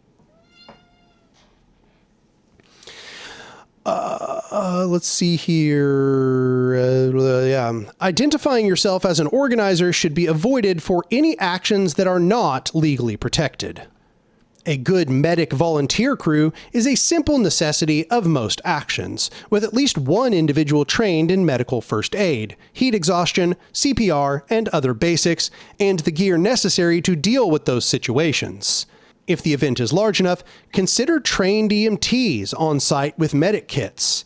In addition to security and medical volunteers, it is sometimes important to have water and some dry foodstuffs like granola bars on hand to provide for participants. These groups are generally organized as affinity groups. A solid and energetic drum corps keeping the beat of the march or bringing the noise is a great idea for any physical action like a march or a protest. In the absence of a real drum corps, a good speaker sound system works as well. It's best for the organizers during an event to operate in real time to keep in touch and stay aware of what is going on during the action, staying adaptive to ongoing events. This can be done over SMS and other chat messaging services, but during large events or when undergoing jamming by state security forces, these services can go down. Two-way radios are a good backup for your main organizers, march leaders, security, and anyone that needs to be in the loop on the action. After the action. After the action you have organized, it's important that you provide some level of aftercare to participants, especially if they are going to engage in militant action that could put them at odds with state security forces. Someone got arrested at your direct action? Oftentimes, the police will detain people for no reason, and these days, under the NDAA as of 2012, you can face arrest and indefinite detention for doing absolutely nothing wrong. Avoid being detained or arrested by the federal police as much as possible for this reason. However, if your allies do get arrested, you activate the bail fund. No ally should be left behind.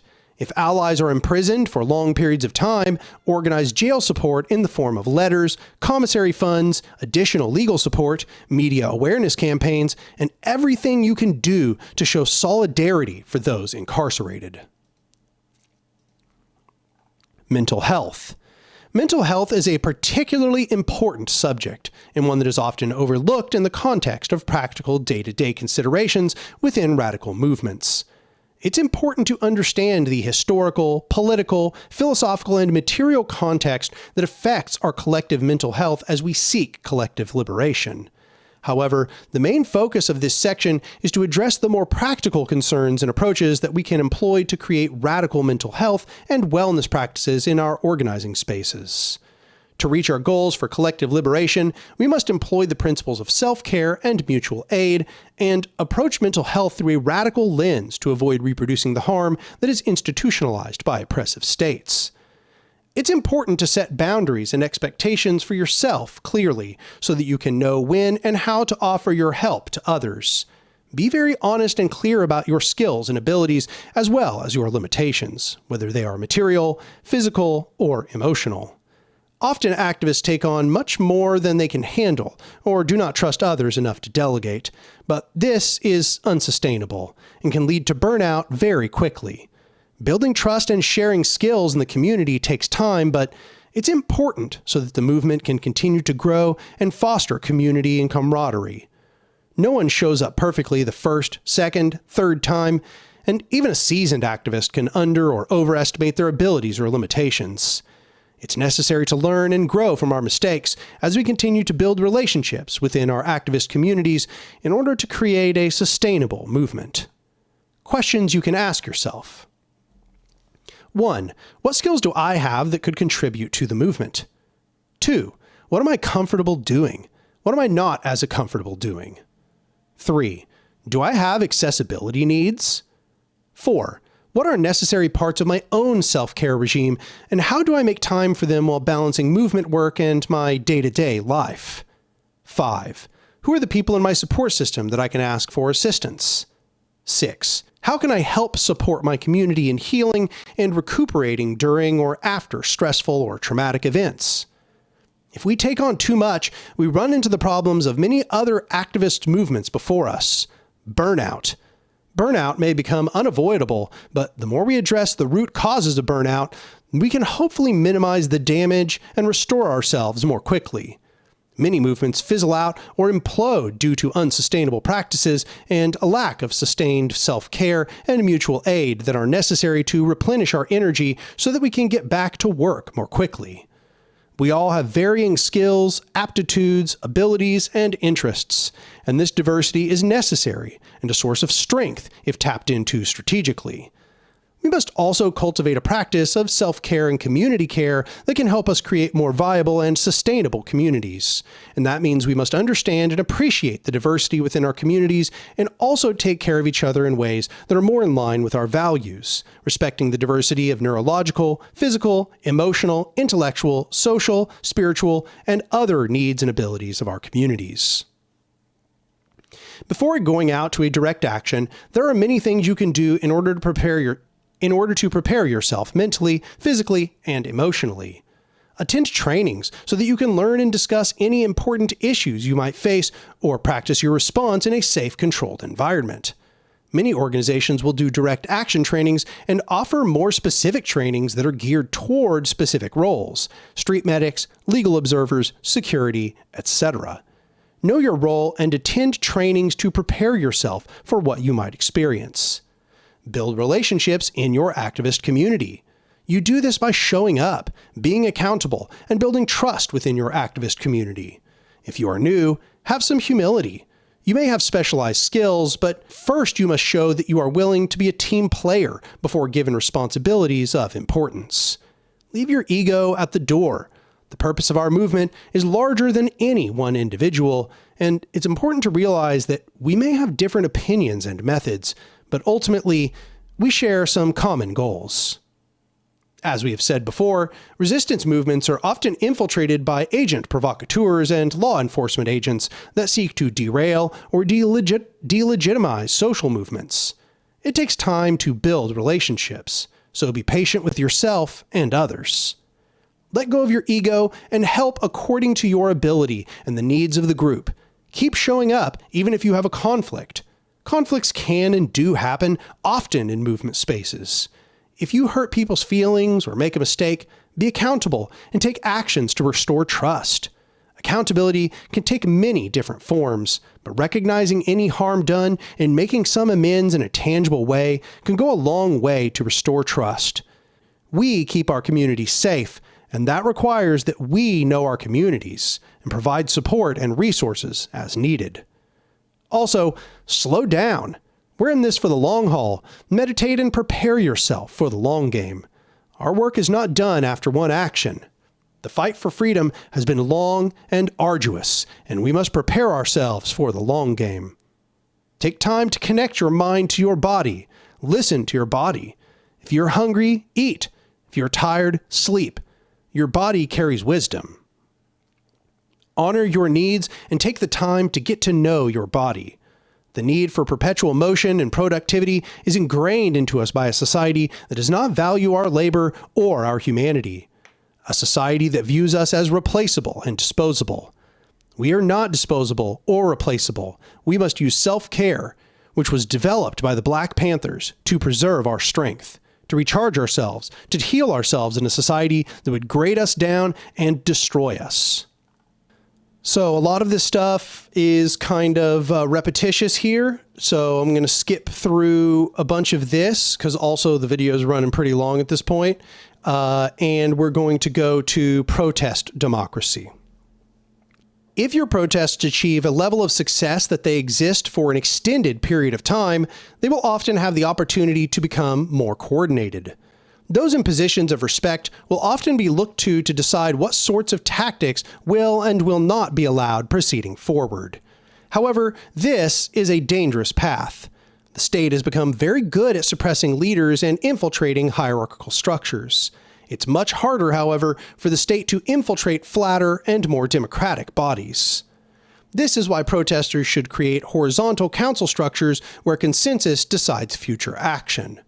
These horizontal council bodies will not sideline organic leaders. They will merely remove their power to decide for everyone else.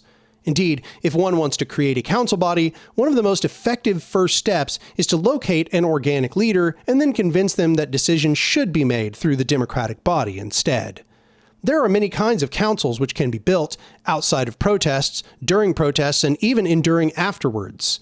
Below is a list of different kinds of council bodies that can be created from Let Your Motto Be Resistance by Kali Akuno.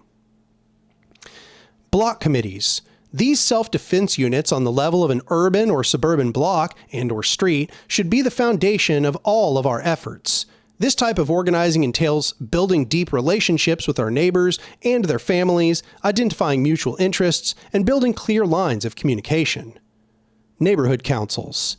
These councils are scaled-up extensions of the block committees that unite several block committees into a joint structure that addresses the shared interests and needs of the community, including addressing complaints against the police or the government in general and resolving disputes within the community itself. City councils. These councils are scaled-up extensions of the neighborhood committees that serve to unite the strategies and activities of the new African forces throughout the city. So once again, just want to note, this comes from the book, Let Your Motto Be Resistance. So that's the context there of the new African forces. Youth councils. Youth councils are safe spaces for youth to assemble to both resolve their own issues and disputes and to formulate their issues and concerns relative to the health and well-being of the larger community. Survivors or family councils. These councils are composed of the victims of police violence, including the family members of those who were killed by the police or other law enforcement agencies. These councils represent the interests of the victims to the community and should take the lead in the formulation of demands on the government and the strategies and tactics that will be employed to attain justice. Women's councils. These councils are safe spaces for women to organize themselves to address their specific needs and issues.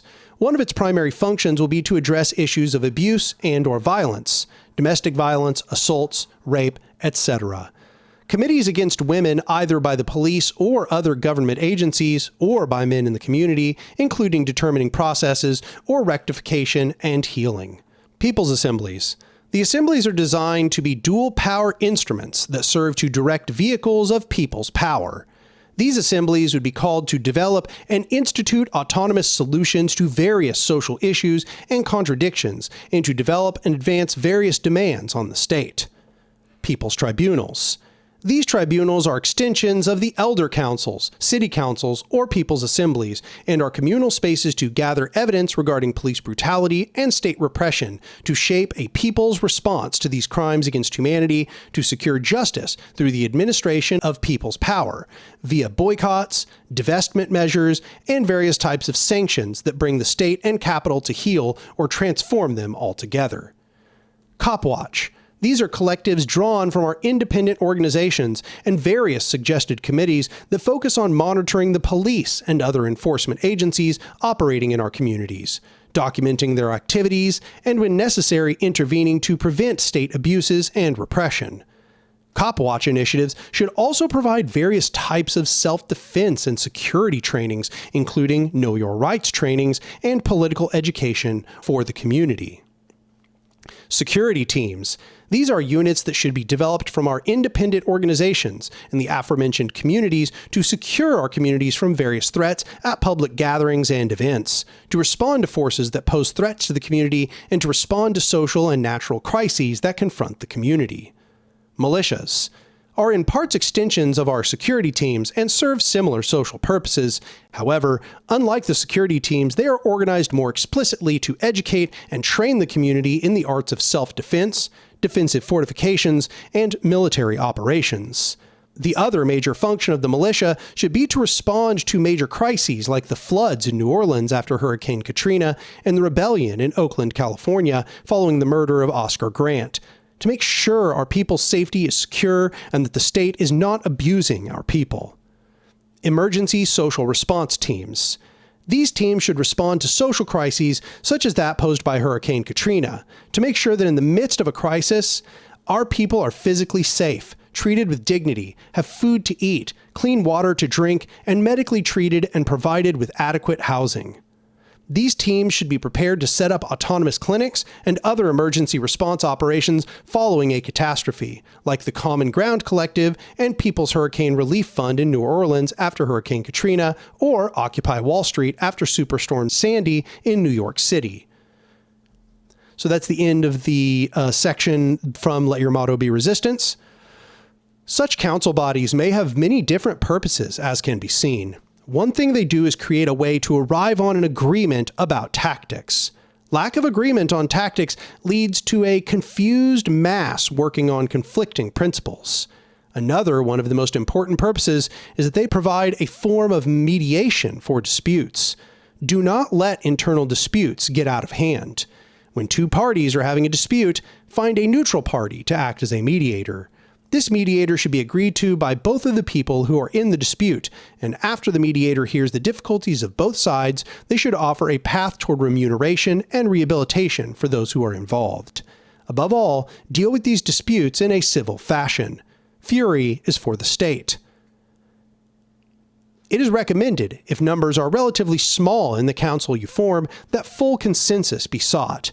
That is to say, vote and negotiate on measures until the only votes remaining are only yeas and abstains. This is most recommended because it means that all concerns are brought to the table and dealt with, and that everyone who is present actually believes in the action. No one's views are discarded or marginalized. An example consensus model might work like this. So, this section following here is kind of laying out how consensus models work. It lays out a strong consensus model. It lays out a weak consensus model. There's also links here to how to set up, the charter for a Discord server, a catalyst group, a general assembly, or an entire autonomous zone. And I think that that's another part that we can kind of skip over here in the out loud reading of this guide. I would say if that's something you are interested in, you should go and look at the guide, because obviously if you've reached this part of the struggle, that's something that you're going to want to look into, and that information is available to you by just bringing up the guide. But I think that that might be a little bit too detailed for this particular reading. So let's skip on to, I think, what looks like it is almost the final section. I think we're almost done. Yes, we are basically done. This is the last section, and then then the appendix at the very end is just all those rules that I mentioned, like Discord server and the Catalyst group and so on. So let's read Autonomy and Revolt. When a protest campaign proceeds for a long period of time, planning can enter into strategy instead of simple tactics. That is to say, the choice of how the protest will proceed in response to the broader approach of the police can become important. How do you choose whether to escalate or de-escalate? When is it important to focus on clashes with the state, and when should you work to build protest democracy? The general rule is as following, although it should not be taken as ironclad. When the state escalates, focus on the clashes. When the state de-escalates or stalls their tactics, begin building. One of the most useful things that can be done in de-escalation or static phases is to create autonomous areas. That is to say, when the police have begun to respond with static tactics, so long as you have learned to respond, you should create permanent staging grounds in strategic areas which are close to your front lines. The first priority of setting up these staging areas is to create a permanent autonomous zone wherein the police cannot enter. Barricades, as described earlier, can serve as a means to enforce this autonomy, but also placing your militants at these locations as to maintain autonomy from police may be required. It is recommended that these areas use the documents linked above titled Autonomous Zone. Regardless, these staging areas can serve numerous purposes. First, they serve as a place wherein protesters can be safe before and after protests, as well as places for protesters to sleep and receive medical care, distribute food and water, and so on. Further, they should be made into cultural hubs. There is no reason that occupation here should be a purely military affair. Do not be afraid to let bands perform or enjoy yourselves. However, beware ever letting these activities distract you from your purpose. These autonomous regions are also the area wherein it is best to practice protest democracy, because they are under less surveillance by police.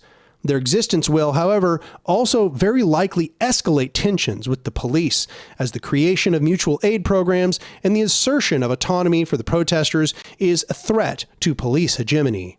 Thus, these autonomous areas will have a tendency to escalate tensions. These bodies are practicing what is called prefiguration. That is to say, what happens in these autonomous regions should, as best as conceivably possible, mimic the world you want to create. That means that you should treat them as spaces for radical experimentation and application of movement principlism, but also the enforcement of a new order of social harmony as a thing which can sustain itself. In creating these autonomous regions, you are therefore seeding the bodies of revolution. This makes them a dire threat to the state, and thus you must be prepared to defend them and to enact their principles fearlessly.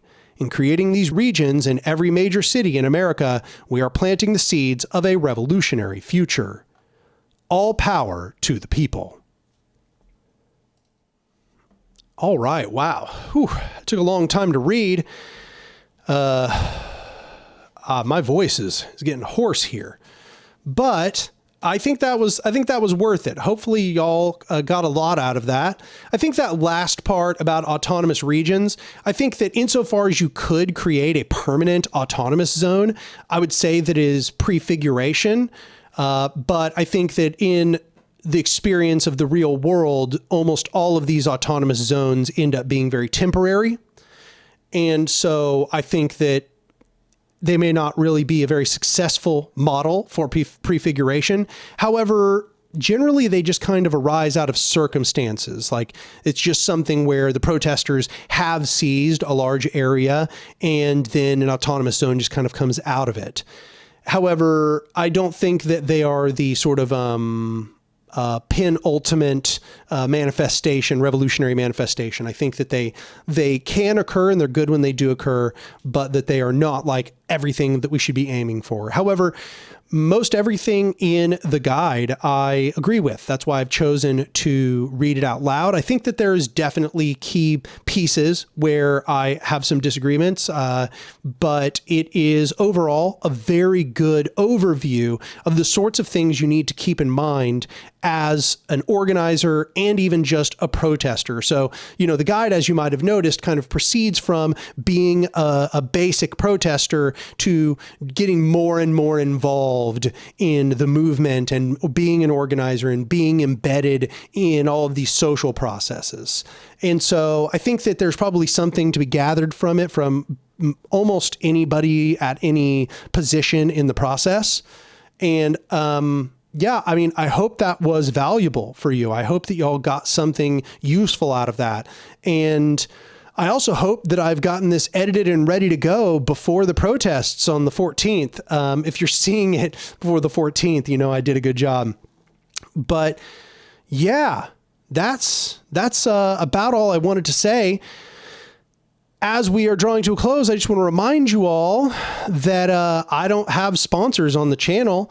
The only way I make any money is really through my Patreon. So if you appreciate the work that I'm doing on this channel, I would encourage you to go over to my Patreon and become a patron for almost any amount, $2, $5, $7, $10, $20, something like that. I don't know. But I would appreciate anybody's financial help that I can get. Right now, I think that we are approaching a rough space economically. So I understand if people are not able to contribute, but if you are in a comfortable enough place where you can contribute, I would appreciate it enormously. Also, if you become a patron, you get access to the Anark Discord server, which is an incredible community where there are lots of good people that are all in one place. It's probably one of the healthiest, one of the least toxic leftist spaces that I've ever been in online. And if you're looking for a place where you can learn more about theory and history and praxis and ask all kinds of questions about these things and be in a healthy community, then you should become a patron because you will get access to the Discord for being any rank of patron. So I think that is about it. That's the spiel. Yeah. I hope that was helpful, and all power to the people.